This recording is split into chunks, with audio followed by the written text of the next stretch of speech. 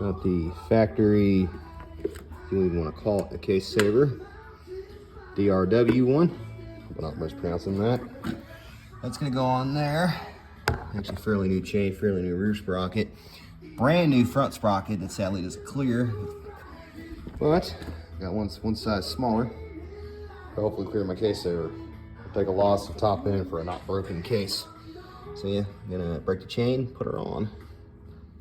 Got the chain off. Had to put it in gear because I forgot to break the sprocket when this one was still sitting on the ground.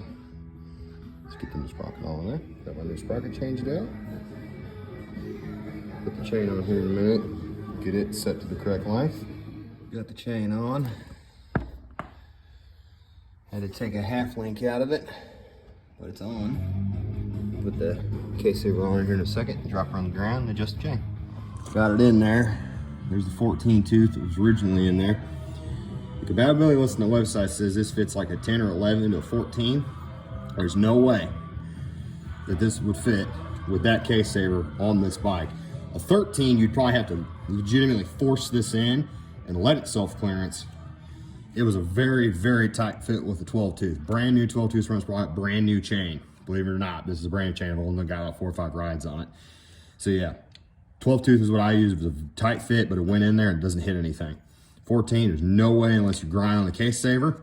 13 would probably fit, but you're probably gonna need a little self-clearancing.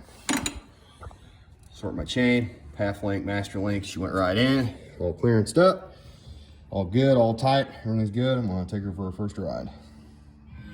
Well, took her for her first ride. Still definitely rideable with 12-2 sprocket. I also prefer it a little bit better. Comes off the line a little bit harder. Everybody's asking, I have 21-inch tall rears, factory rear sprocket with a 12-tooth front. Yeah.